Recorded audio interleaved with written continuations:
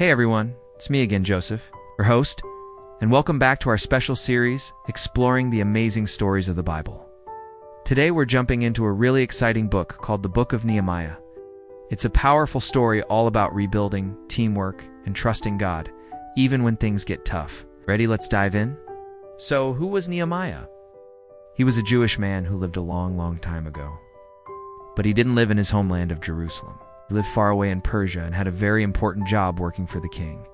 Now, years before our story begins, the beautiful city of Jerusalem had been destroyed, and its protective walls were just a pile of rubble. The people who lived there felt sad and unsafe. One day, Nehemiah heard news about how bad things were in Jerusalem. His heart broke for his people. He didn't just feel sad, decided he had to do something. So, he prayed to God and then bravely asked the king if he could go back to Jerusalem to help. The king said yes. He even gave Nehemiah supplies and guards for the journey. When Nehemiah arrived, he saw that the city was in even worse shape than he imagined.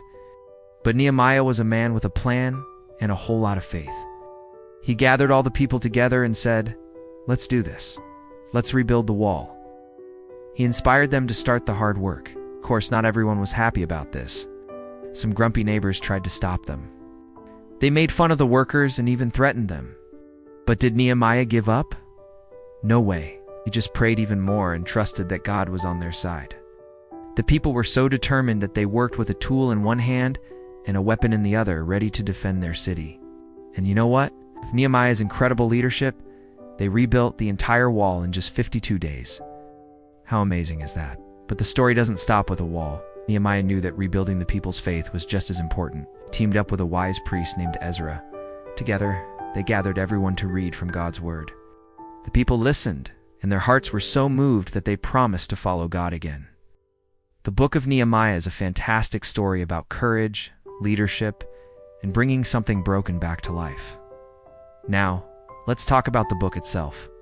It's written in a really cool way, almost like a personal journal. Many parts have Nehemiah saying things like, "I prayed to God," or "I told the people." This makes the story feel very real, like we're right there with him, seeing what he sees and feeling what he feels.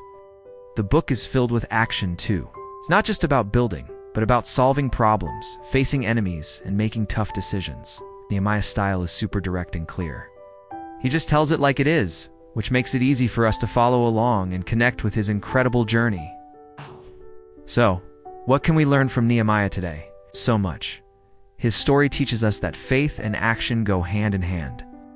Nehemiah didn't just pray and hope things would get better. He prayed, and then he rolled up his sleeves and got to work. That's a great lesson for us. When we see something that's broken or someone who needs help, we can pray about it and then ask God how we can be part of the solution. Nehemiah also teaches us about the power of prayer in our everyday lives. He prayed before big meetings, he prayed when he was scared, and he prayed to give thanks. He was always talking to God, which shows us that we can and should bring God into every part of our day. And finally, Nehemiah's story is a beautiful picture of community. He couldn't have rebuilt that wall all by himself. It took everyone working together, families, leaders, young and old. Each person had a part to play. It's the same in our families, our schools, and our church. We are stronger together. When we unite with one heart, we can do amazing things for God. Let's quickly walk through how the story unfolds. First, Nehemiah hears about Jerusalem's problems, prays, and gets permission to go help. That's the call to action. Next comes the biggest part, rebuilding the wall. This section is full of drama and excitement as they work hard and face their enemies. After the wall is built, the focus shifts. Ezra the priest reads God's law to the people. They listen, they celebrate, and they promise to live for God again. This part is all about spiritual renewal. Then, people begin to move back into the protected city, and they have a huge celebration to dedicate the new wall to God. Finally, Nehemiah has to make a few more corrections to help the people stay on the right path.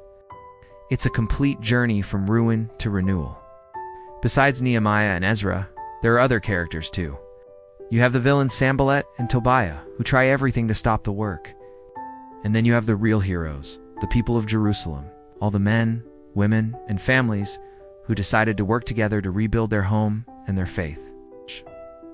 Everyone plays a part in this epic story. So why does a story from thousands of years ago still matter to us kids today? Because we all see things that are broken. Maybe it's a friendship that needs mending, a problem at school, or someone in our family who is sad.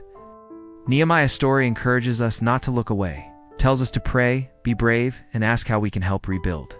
It reminds us that even when things feel impossible, with faith and teamwork, we can make a huge difference. Like Nehemiah, God calls each of us to be builders, to build up our communities, to build up our friendships, and to help each other grow closer to Him, one brick at a time. The Book of Nehemiah is an awesome reminder that when we trust God, He gives us the courage to do great things. Thanks so much for joining me today to learn about this incredible leader. Hope his story inspires you. Don't forget to like, share, and subscribe for more adventures through the Bible. Take care, everyone. Stay safe and healthy as usual. See you next time, and God bless you always.